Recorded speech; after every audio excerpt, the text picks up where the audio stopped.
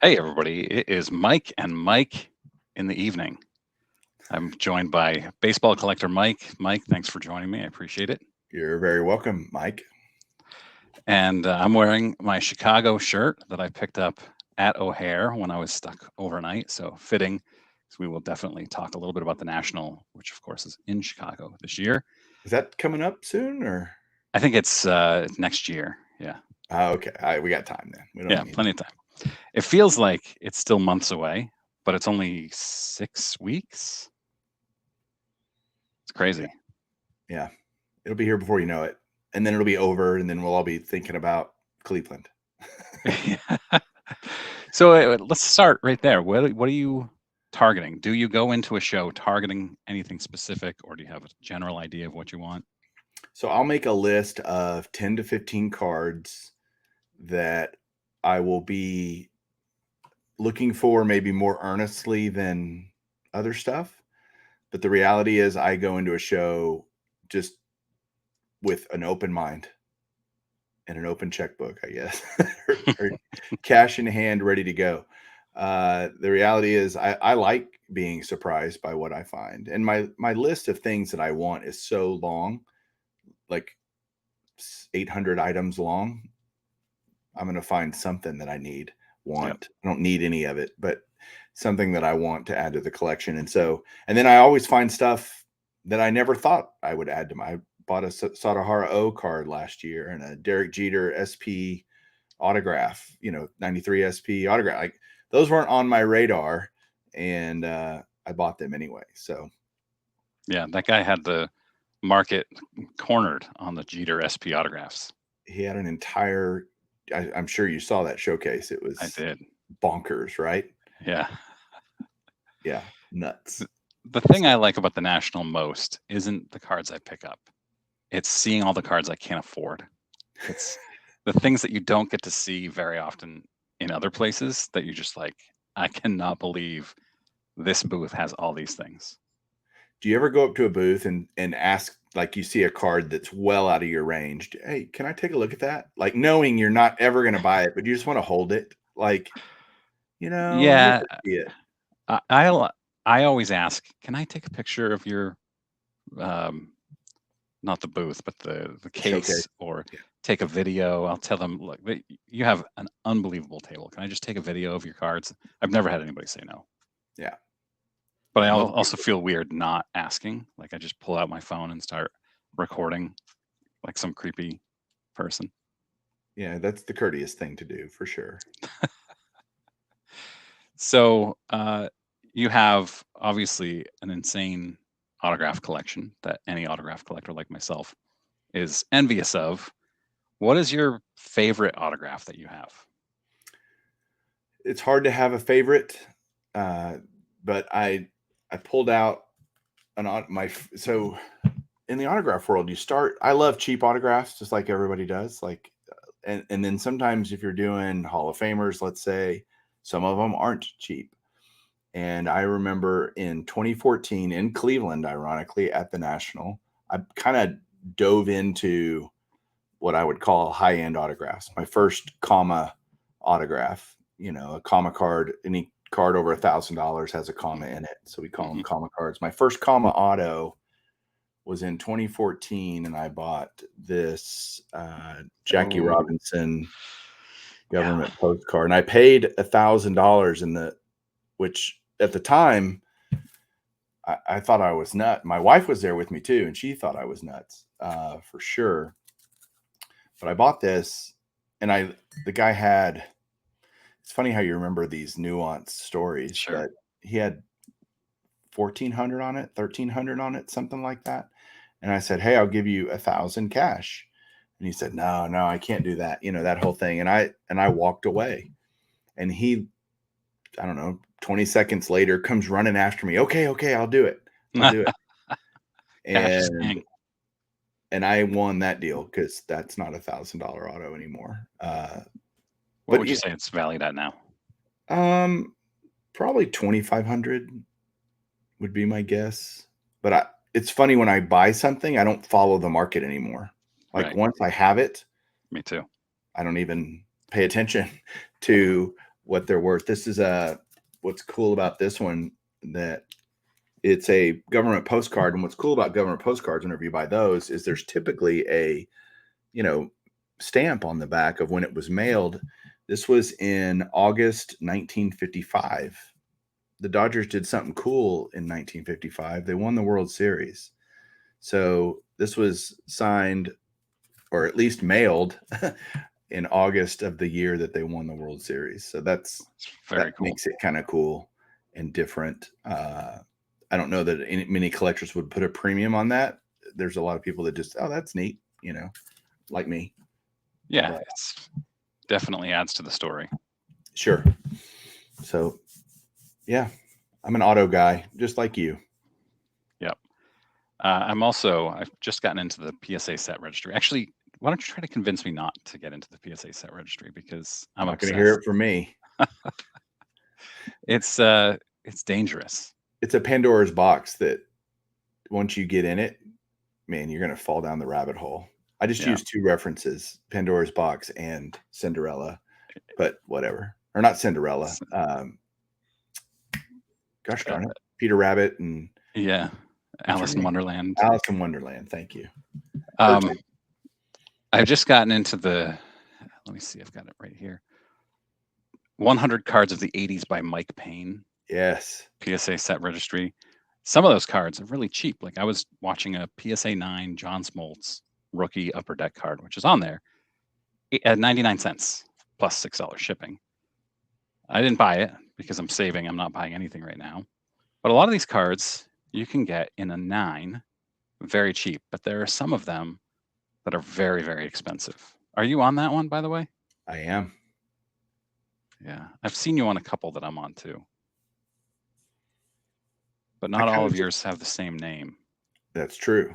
That is correct. I'm trying to throw people off. No, I just laziness. I changed some of them, and then I'm like, I don't want to go, because I have 107 different sets that I have on the registry. I have 20-ish, it looks like. Yeah, it's a lot. But some of them are aspirational. Sure. I have cards that I just haven't sent off to PSA yet, and I've added myself to the set.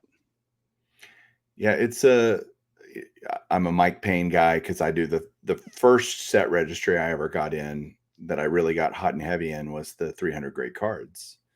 And I've been doing that for a really long time. 12 years, I think, 13 years. So it's addictive. And how many of them do you have of those 300? 250. Wow. And it's taken you more than a decade. That's right. But in that set, at one point I was number 2 or 3 in that set. I've actually got mine pulled up too. Let me look. I am, and not that it's kind of quasi competitive, right?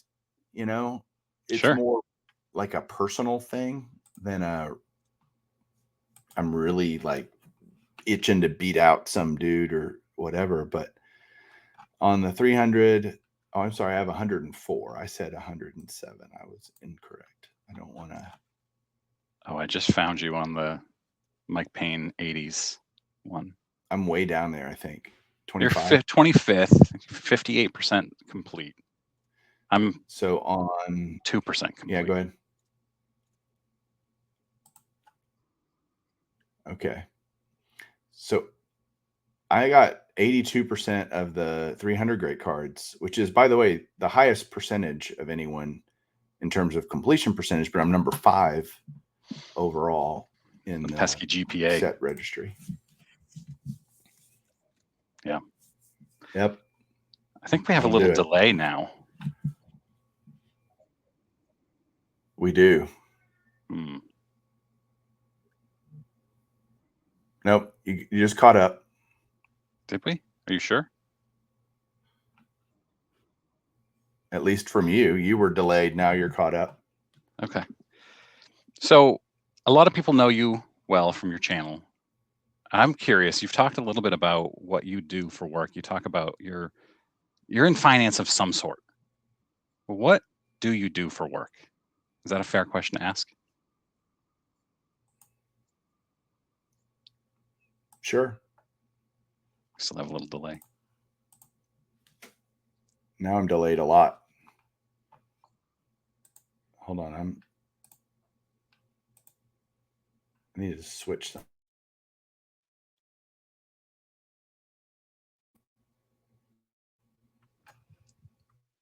We'll just keep Better my or commu- worse? I don't know. You tell me. I'm, Can you hear I'm me? back. Yep, I can hear you. All right. Technical issues. Yeah. So I was just wondering, what I know you work in finance of some sort. You talk about tax season, finance, the market's closed, but what exactly do you do? So I'm a certified financial planner is my day job. And so I manage money for people, give financial advice, help people solve their problems, figure out how to retire and send their kids to college and all that fun stuff. Nice. Back about, I don't know, 15 years ago or so, I got certified no, it wasn't a certified financial planner. It was a certified financial counselor. Okay. And I was thinking about becoming a certified financial planner. Ameriprise was recruiting me at the time to work for them. I went in a different direction, but it's a really interesting job for sure. It's a rewarding job, no doubt. I enjoy helping people, so that's what I get to do. Yeah, very cool. And then you're also involved in chasing cardboard. Really? I think, yeah, that's what I've heard. Yeah. Do you ever read through the comments? There you go. I almost wore the shirt today too, accidentally. Do you ever just read through the comments on the videos and shake your head? Like, what are these people thinking? Yeah, it's again armchair quarterback a lot with that show because people aren't there. They're not with us. They're not looking at the cards. They're not touching the cards. They're not assessing the cards. They get a brief glimpse, and make a positive or negative assessment. Either way, you can be too excited too, and so to try to calm people down and be like, hey, you weren't there, especially the last one. Yeah. Was so bad. Yeah, the And T206s. yeah, that's an ongoing story, by the way, but I can't reveal it here. Yeah, I appreciate that. I think I would have a hard time going in and looking at collections and seeing one card that I'm dying to have and then not overpaying for the collection because of that one card. Yeah, that's my problem, honestly. Because part of, how I'm compensated to be on the show is getting to buy cards that I want. And that is, I want all of it. Like the West Virginia stuff I was like, I wanted all of it. And like, well, I can't buy all of it. I need to, if you saw in that, we negotiated we kind of set limits on what we can buy beforehand, before we even see it, because even, and we always kind of know what we're walking into, but not completely. Sure. There's some importance for it to be legitimate surprise when we see a collection instead of knowing everything and having it all kind of played out. That's not authentic, So we do want to know some things and vet it out so we don't waste our time. But at the same time, I want to kind of walk in and go, holy moly, and be genuinely surprised. And West Virginia, we said, okay, we're only going to spend this much each. Well, Ty blew that. He bought a Willie Mays rookie, and it's like, well, I guess the rules don't apply to you, do they, Ty? And in the end, I don't care. I already have one, so I wasn't wanting to buy that card. So that's all good. If you're going to spring for a big card, a Willie Mays rookie is pretty good. Not so bad, right? Yeah. Yeah, I read through the comments. I don't do a lot of comments on YouTube. It's pretty rare. But I don't know. I find the chasing cardboard ones fascinating because you're putting out the best content in sports cards and people still complain about it. And you're stripping 4 or 5 hours down to 25, 30 minutes. Yeah. West Virginia, we were there for 2.5 days. Wow. And we made it into 2 episodes. And we were there 2.5 full days. Was that Harlan? Yeah. Yeah. That's a great episode. Great guy, by the way. Yeah. Great family. Like they were awesome. Yeah. So what's your favorite card, non-autograph edition, that you own?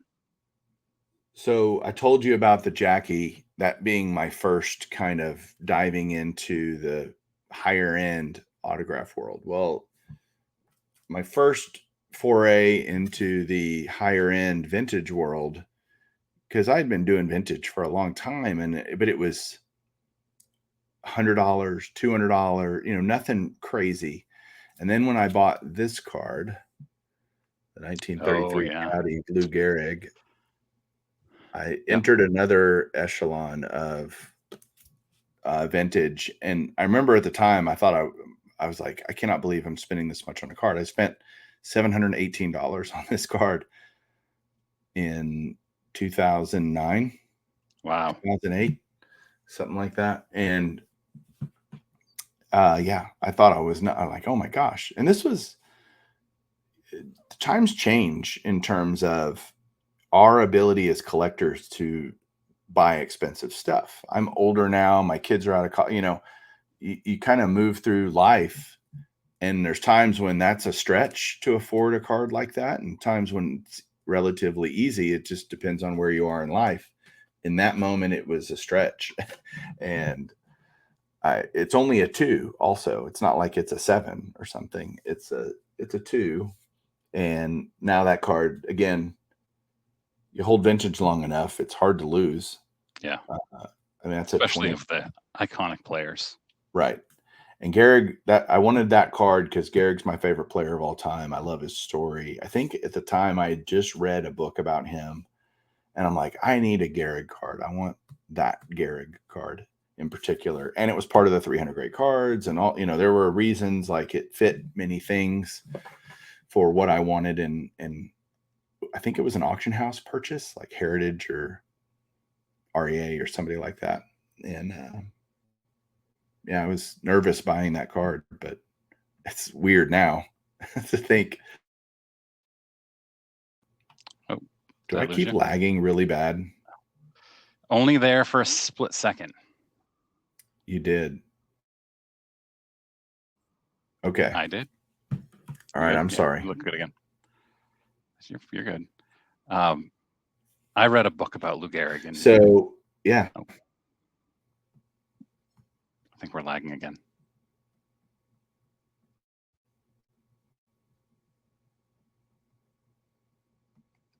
His face Jeez, froze on a perfect. I know. This is terrible. Give me 1 second. I'll be right back. You talk Yeah, amongst yourselves real quick. no worries. Yeah. So, just for those who are watching, I had just started watching Mike's channel, Baseball Collector, last June or so. I actually did a search for something to do with Perez Steel cards, found his channel, started watching his channel, and then at the National, I had never met him before, even talked. I'd commented on a couple of his videos, and I was at a table, and I was just looking. They had a bunch of Diamond Kings autographs. Here he comes again. I decided to spend the time talking about how I met you, so I'm just going to finish that real quick. And I was looking at the Diamond Kings autographs at the table, and I remember thinking, oh, Baseball Collector Mike would really like these, and there was Baseball Collector Mike right next to me at the table, and so I introduced myself, and fast friends. Easy friends, too. Yeah. So Lou Gehrig, I read a book about him in like 7th or 8th grade, and then wrote a paper on him. And a huge Red Sox fan. It was hard for me to bridge over to Yankees fandom of one player, but I did. I managed. His story is incredible. Yeah. And what he overcame. I mean, he went to Columbia, for crying out loud. It's not like he was very good athletically, and then Shadow of Ruth. I mean, you got to think in terms of WAR per plate appearance. Gehrig and Ruth are in the top. Ruth's number 1. Gehrig's like number 4 or 5 all time. They had 2 of the best guys ever, 2 of the top 5 guys ever in the same lineup for WAR per plate appearance. So when they were playing together, it was like, good grief, crazy good. Yeah. Very cool. So you also have a 51 mantle. I do. It's an okay card. It's not here in front of me, but yes, I do. Yeah. You're a big Gonzalez fan, Juan Gonzalez. I am. I had a huge Juan Gonzalez collection at one point. Where did it go? I sold it, believe it or Yeah. not. Yeah. There's actually a web page that one of the Juan Gonzalez nutsos created. There's actually a small community of us out there that loved Juan Gonzalez, and we had our own checklist, and we could all add to it. It was very Wikipedia like, where we could add cards and add pictures of the cards, and we had this amazing database of Juan Gonzalez cards, and I was always number 2 or 3 on that. I had 4,500 different Juan Gonzalez cards Wow. at one point. That's crazy. And yeah, that a guy who was like 6th on the list offered me a crazy number for my whole collection, and I said, "Yep, done. You can have it." And I had already moved to kind of over to Josh Hamilton at that time, and I was like, "Well, I'm going to put all this into Josh Hamilton," which I did. And I sold all my Juan Gonzalez's for 10 grand, which was still nowhere close to what I spent on it, to be honest. Yeah. Over the years and years that I did it, I'm sure of it, honestly. And so the fact that I could get any back out of it, and then Josh Hamilton cured me from being a player collector. That was like, yep, I'm done chasing after these guys, and you can't get them all anyway. Like, it's an unattainable, not that it's not great. If you're a player collector out there, more power to you. Yep.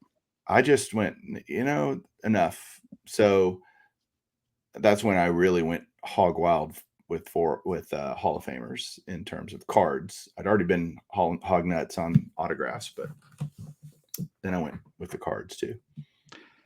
As a big Texas Rangers fan, did you think back in the winter when they signed Jacob deGrom, did we lose you again? Oh, no, I got you.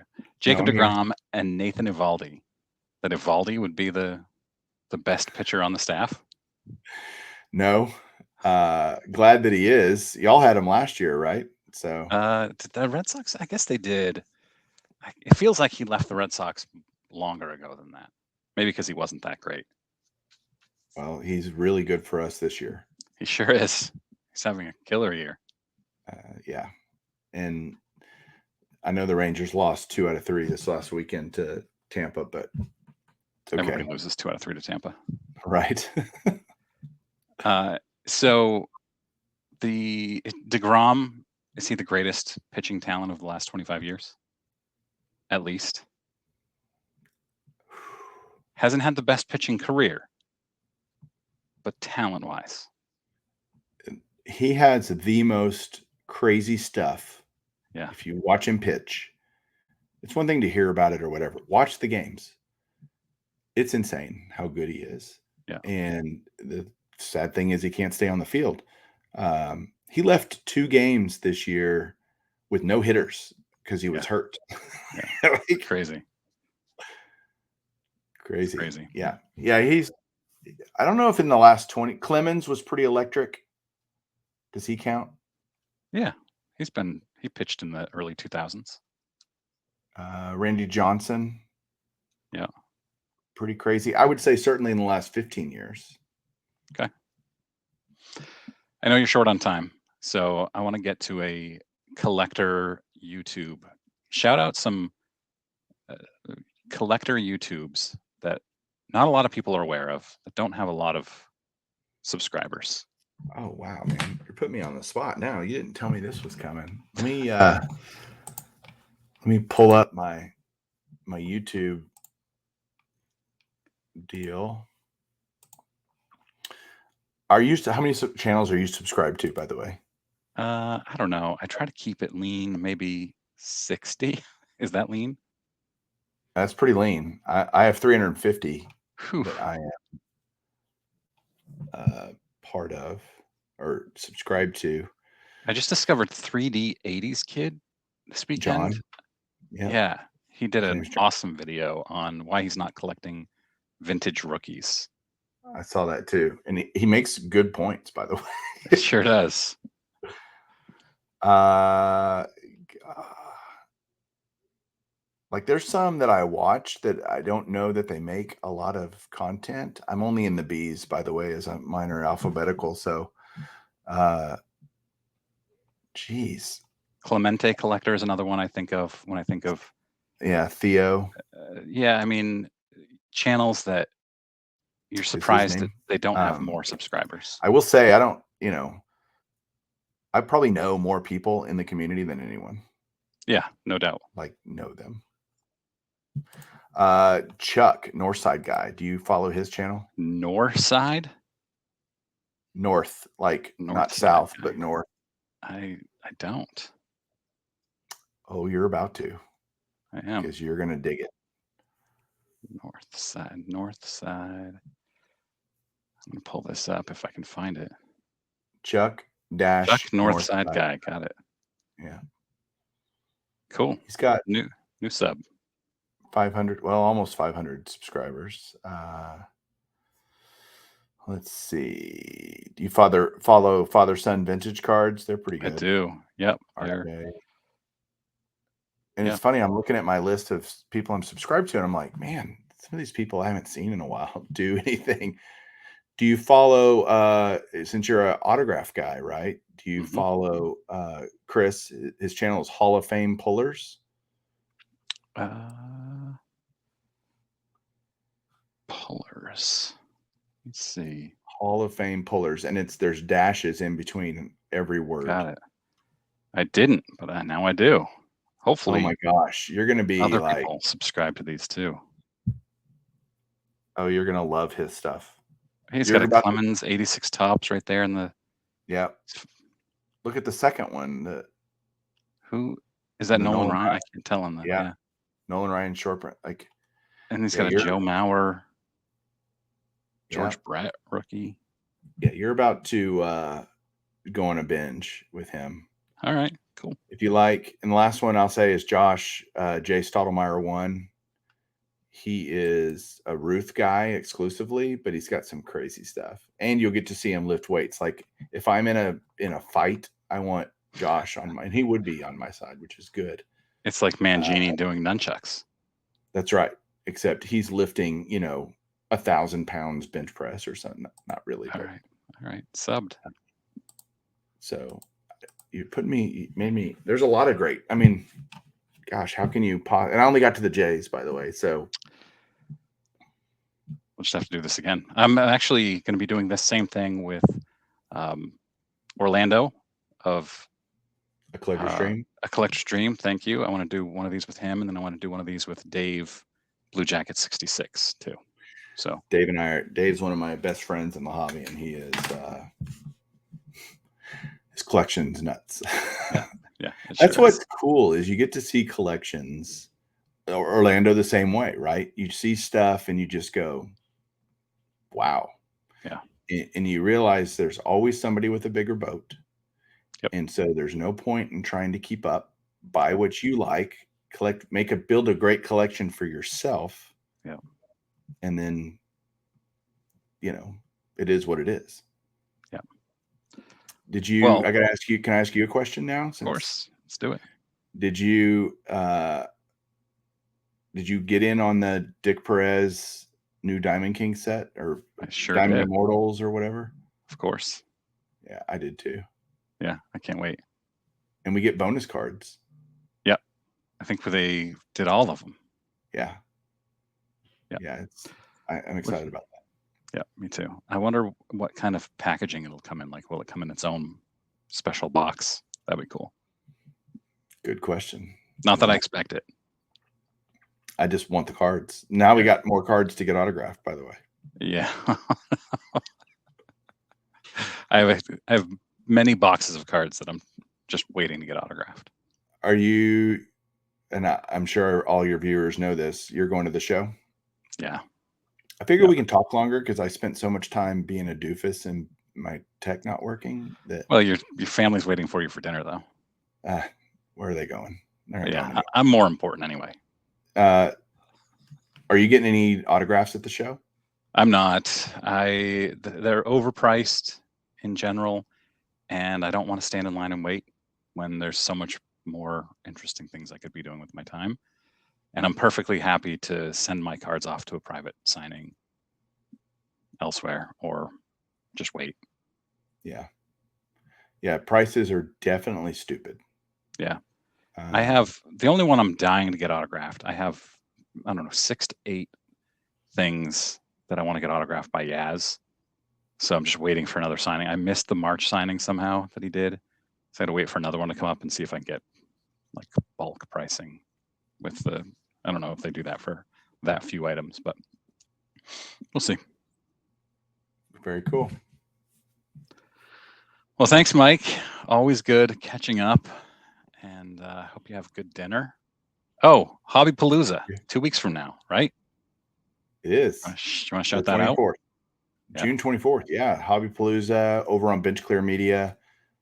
And it's a 2-day, Hobbypalooza. We're going to do 2 days worth of live streams all day Saturday, all day Sunday, kind of gearing up for the National, just kind of this content creator melting pot of people that do all kinds of different things. And I believe you're going to be making your Hobbypalooza debut. Am I right? I am. Looking forward to it. Awesome. And the YouTube get together at the Nationals on Thursday evening. Thursday evening of National Week at Embassy Suites, 7 p.m.